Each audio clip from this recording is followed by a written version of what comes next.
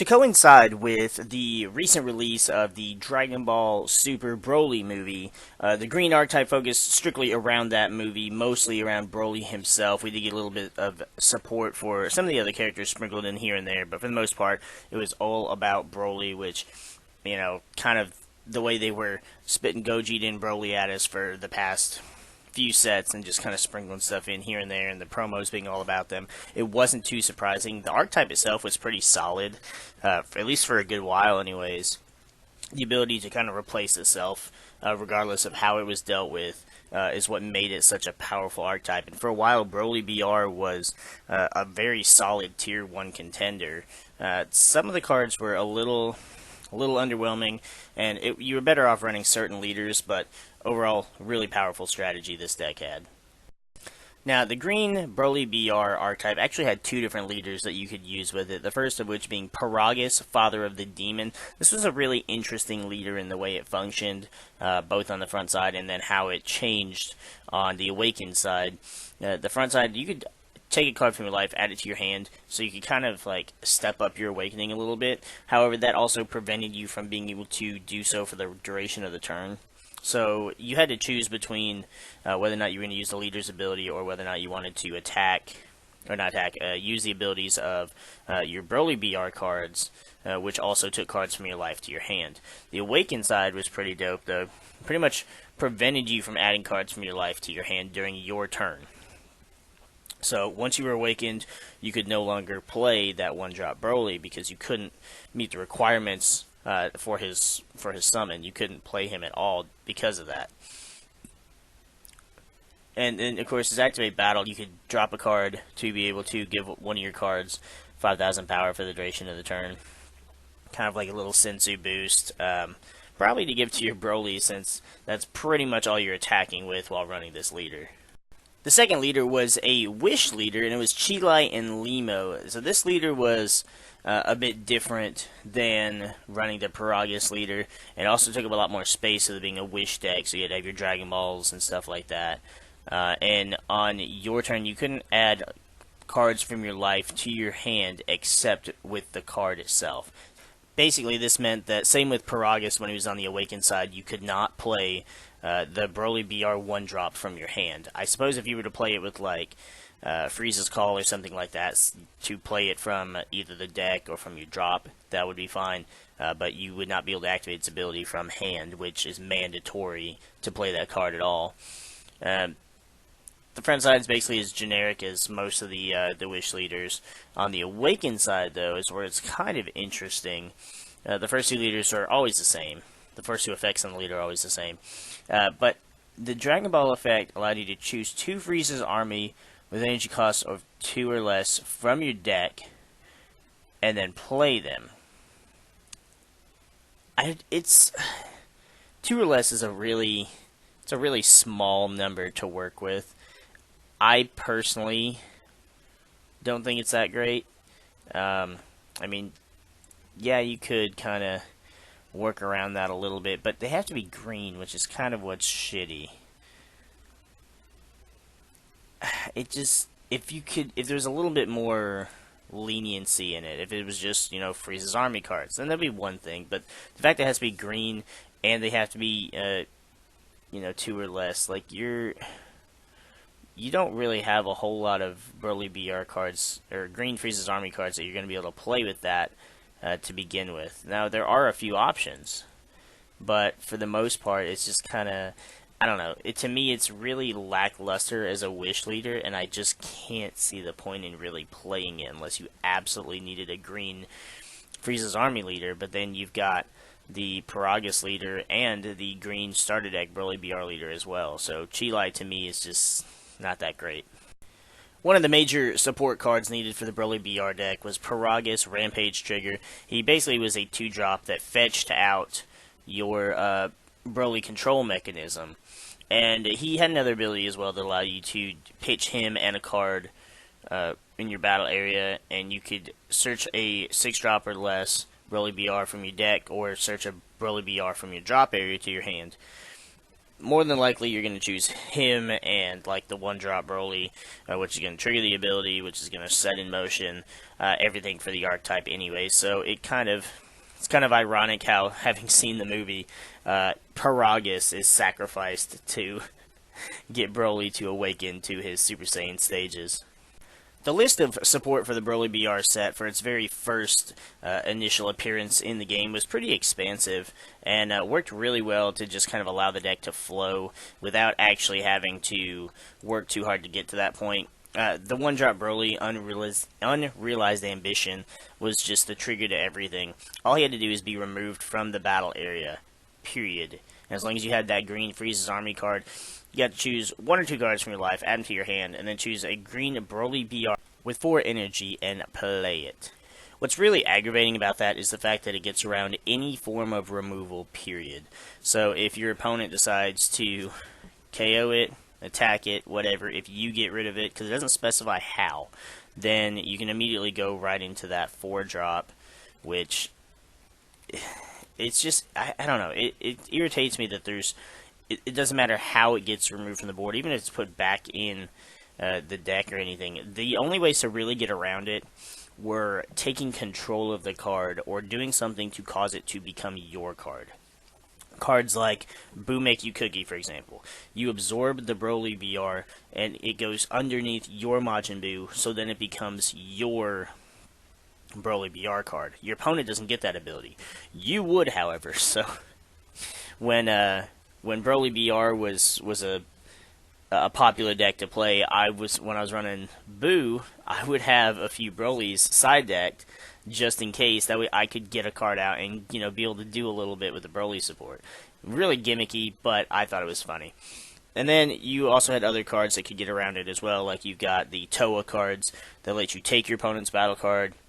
You've got the Captain Ginyu that lets you basically switch places with the card. So there were ways to get around it, as long as those ways involve the card coming to your side of the field and control and ownership of the card switching from your opponent. When you get to that 4-drop, Broly Berserker Origins, once per turn you could choose a card, place in the drop area, and KO one of your opponent's battle cards, 3 or less. So it was a very easy way to get some removal very quickly in the game. And if he was removed, of course, same thing.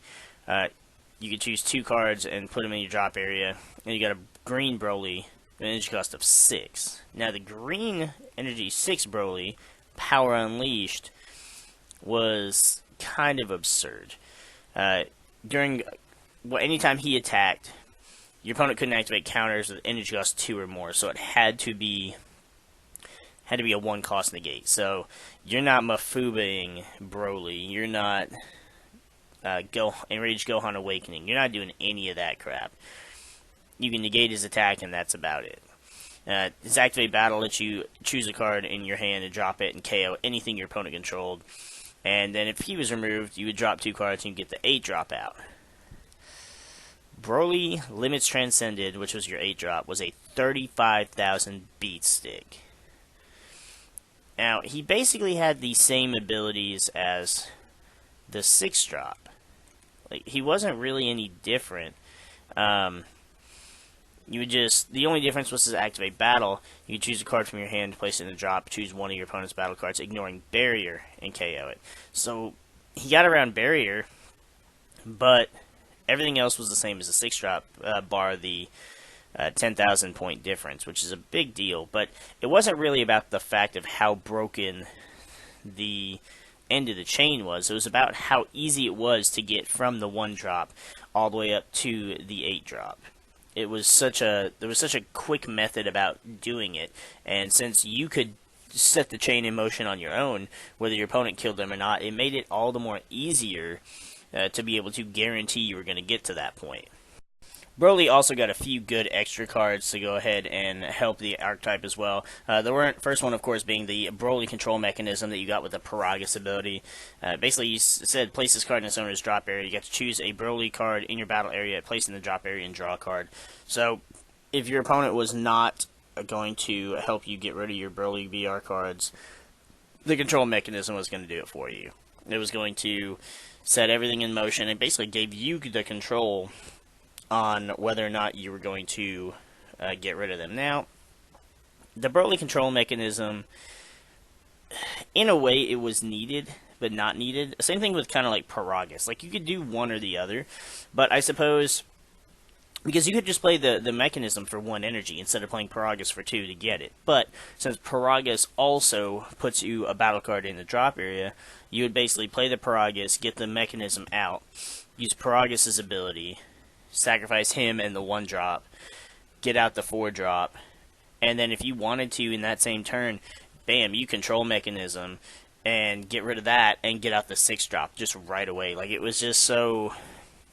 It was so fast, being able to get those chains out. And you could also even attack with that 4 drop before triggering the mechanism to get out the 6 drop, just to get that little extra damage in, or get a battle card KO'd, whatever you wanted to do.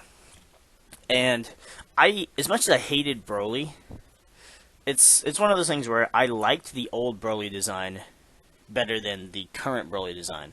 Though I did kind of like the green and purple color scheme he had going on. Once he was, Super Broly, and he, didn't have, like, the armor and stuff. I liked the more royal-looking Saiyan design that he had in the OG movies. However, this Broly actually had a personality, unlike that Broly, and so overall it was more of a likable character for me, and I actually wanted to play this deck. I play-tested a good bit with the Broly BR deck, but it became so popular, it became meta, and I mean, you guys know me, once something becomes meta, I really don't want to play it. The only exception to that being Androids and Cell have always kind of been meta, but I'm gonna play them, forever. Those, that's never gonna change, even if it becomes tier 1 at some point. Same thing with Zamasu Goku Black. I'll play those forever, whether they're meta or not, but I don't like playing the same thing everybody else is playing. It's just too boring. Mirror matches become really boring and stagnant. It's just not fun. Then you had Tragic Awakening, which was a 3-cost extra card. It was activate main, sparking 7, so very easy to get to. If your leader was a green Frieza's army, you could choose an energy and place it in your drop area, and then you played a Broly BR 6 or less from your drop.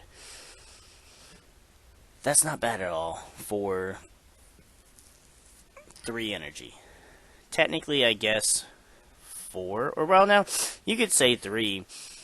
Tap down 3 and then choose one of the 3 you tap down to put in your drop area. So it's not like the deck requires a lot of energy to play anyways. And really, that's no different than...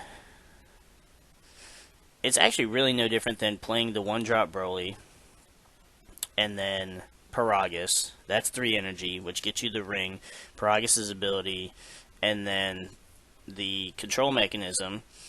And that gets you back up to 6 anyway, so you're playing 3 energy regardless. However, this allows you to skip having to take your own life. So this would be the card you would play later on after you've awakened with Paragus, or even Chi Life, for example, and that you can take and get to that 6 drop without having to have the 1 drop that you can't play because of his ability. So really a strong, powerful card for the deck.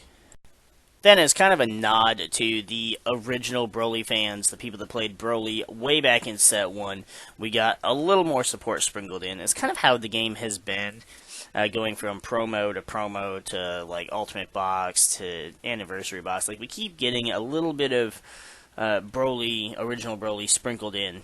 Broly the Supreme Berserker, 7-cost, critical and barrier. That's what's wild. The fact that he has crit and barrier. And just slap a Champa on him or a Supreme Kai and he's doing some fantastic damage. When he attacked, your leader just had to be a Broly card, so it goes along with the old original Broly. And if your opponent had 3 or less, you could switch him to active mode, which, to me, I would prefer that if you were able to combine it with Champa or Whis, or Champa or Supreme Kai, so you can get that double crit damage in. If your opponent had 4 more cards in their hand, then they revealed it, you got to choose one and put it in their drop. Not as overwhelming, but the barrier crit damage is insane. And you do get to look at your opponent's hand and rip a card out, instead of it being, random 2 cards with, like, the original 7-drop Broly. And I think I think OG Broly has a good chance, just with some of the stuff that we've gotten. We just got the new Infinite Saiyan Rare Broly as well. Like, I'm working on a build for that. I'm actually working on builds for both Broly decks right now, just because I kind of wanted to, and I like the themes that they play, despite the character. So, plus I have the SPR for this Broly anyway, so I may as well make some use of it. Green also gave us a new Goku and Vegeta BR. It's kind of weird, though, how they're green. It just doesn't really fit the Gogeta BR decks, because all of that stuff is red, with a little bit of blue for the Vekus and stuff, but for the most part, you're just not... I don't know. I don't feel like making them green was the correct play. You could still fuse with them, I suppose, since they are, both 5,000 power, but you'd have to be running like a weird green-red or green-red-blue. Like, it just, I don't know. I don't see where they fit in with the theme at all. However, I do really like the Vegeta.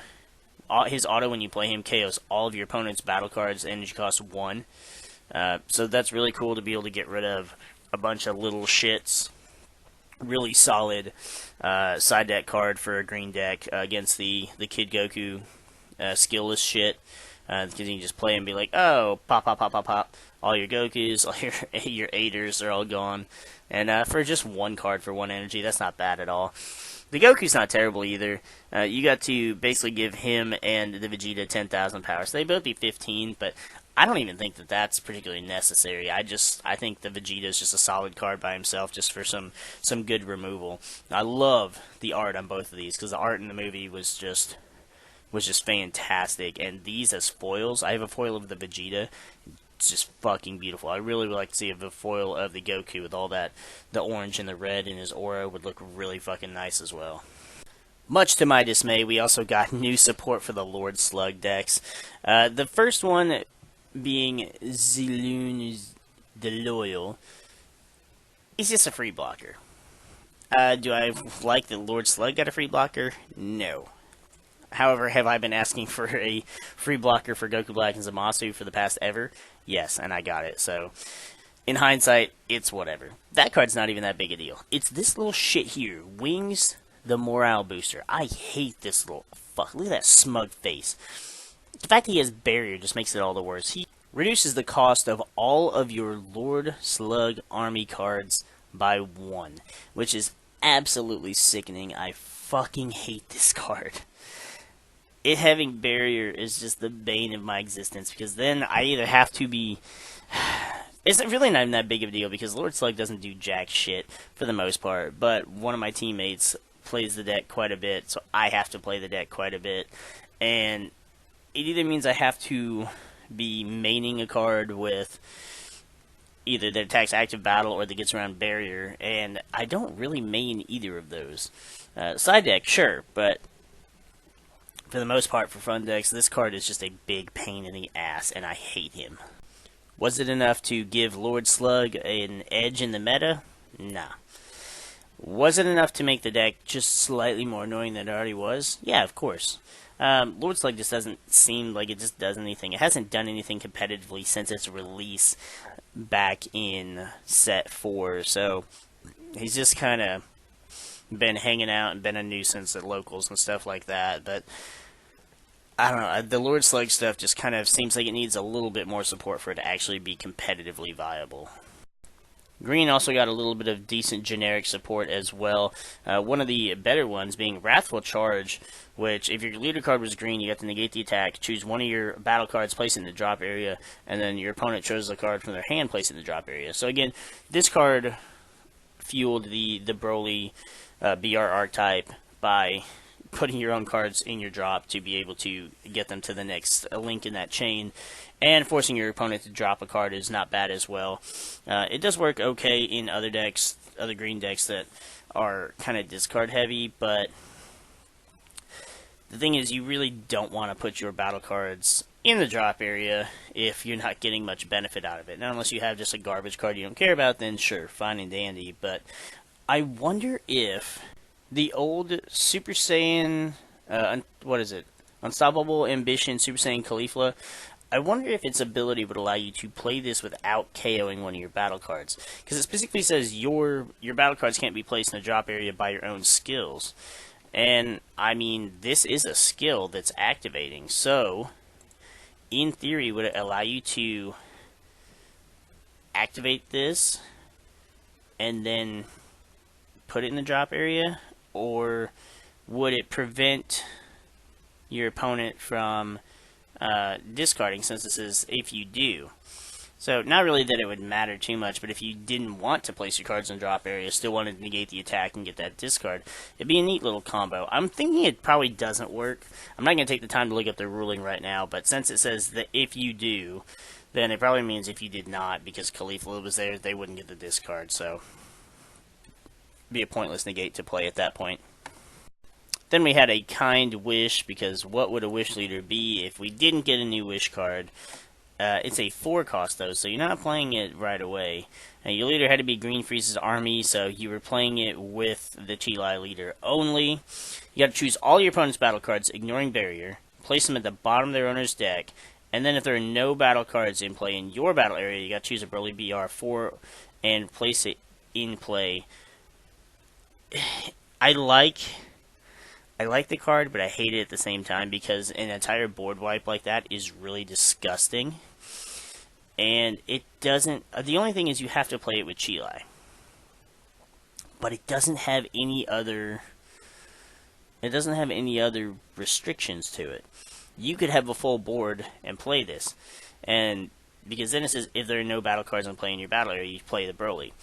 But if you do, say you have 4 big old Brolys already, well then, you're just wiping your opponent's board for nothing. I mean, it's for 4 energy, but kind of seems like a bit much when it gets around barrier.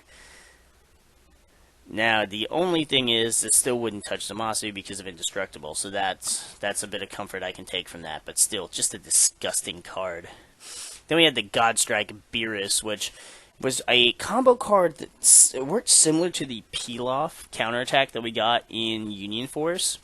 The only difference being that this was an auto ability instead of a counterattack ability. So the way the Peel-Off works is you play it like you would a counter negate, negating the attack, but instead of negating the attack, you would strip the opponent's attacking card of one of their keyword skills. Now, with Godstrike Beerus, it being a combo instead, you could choose a keyword and strip it for the duration of the turn. However, that costs 2. But it couldn't be negated by cards like Battering Laser because it wasn't a counter card. Well, now, I feel like that's not really that big a deal, and I feel like Godstrike Beerus is a lot less powerful than Peel-Off now. The only difference is Peel-Off has to be blue to play it, but if you're running blue energy, Peel-Off is the superior choice because now we don't have Battering Laser, so you don't have to worry about counter shit. And a lot of the restriction stuff allows you to still play 1-drop counters, like we were talking with the Broly earlier. So, I don't know, I feel like the Beerus just isn't that great anymore. It wasn't super great to begin with, but now it's just extremely lackluster compared to the Peel-Off, with the exception of course, there are like leaders and battle cards that are like, hey, if you want to activate a counterattack, you're going to have to discard 3 cards. You're like, whoa, I don't fucking want to do that. Then, you know, Beerus is a little bit better. But if you were going to go that route, I would say side deck maybe like 2 of each, and there you go. You've got options for the better card if your opponent doesn't have a card that's going to hurt you for playing counters. And then if they do, then you've got the Beerus, which is going to get around that for 1 extra energy.